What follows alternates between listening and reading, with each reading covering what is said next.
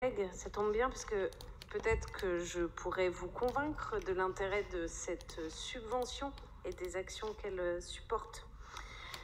Notre ville, comme vous l'avez dit, chaque année apporte son soutien à SOS Méditerranée depuis sa création en 2015. À l'heure où les États se désengagent toujours plus de leurs responsabilités en matière de secours en mer et pour permettre le débarquement des personnes rescapées dans un lieu sûr, la mobilisation et le soutien des collectivités et de notre ville est juste indispensable. Chaque jour, des femmes, des enfants, des hommes quittent leur pays.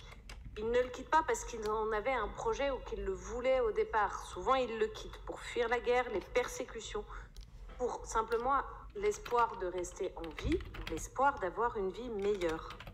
Et oui, nombre d'entre eux meurent, périssent en mer et notamment dans la Méditerranée. Tous ceux et celles qui, entre nous, qui ont des liens, le savent et peuvent le constater, quel que soit le côté de la Méditerranée.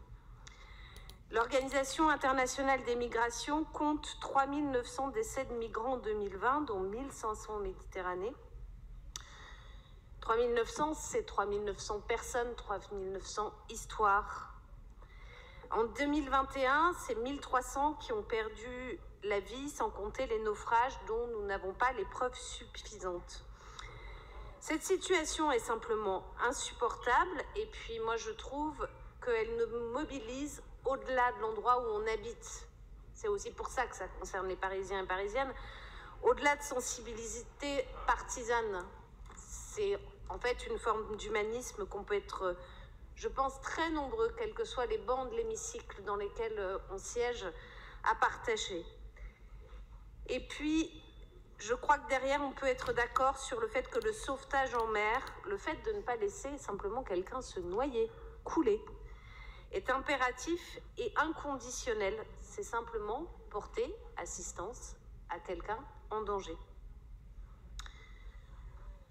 Les défis que pose la question de l'accueil des réfugiés en France, comme partout en Europe, supposent une action globale, coordonnée de l'ensemble des acteurs politiques, institutionnels européens.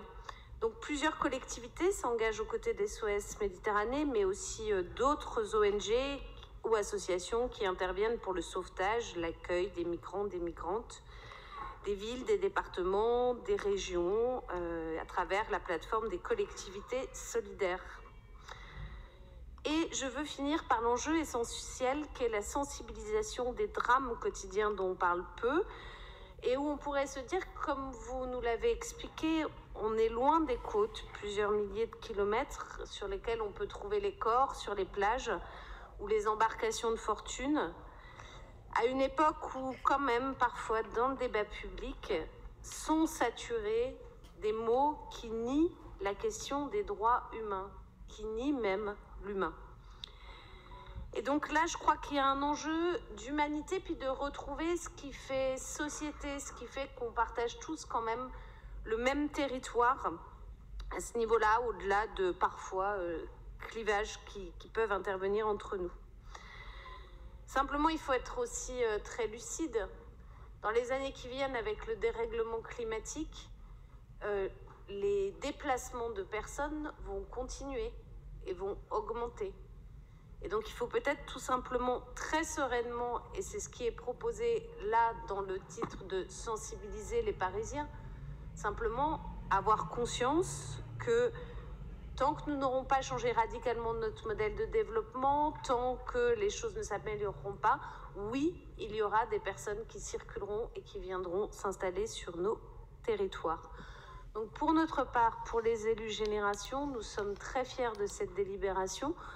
Nous en remercions l'exécutif Yann Brossat de pouvoir la porter. Merci Madame la Présidente.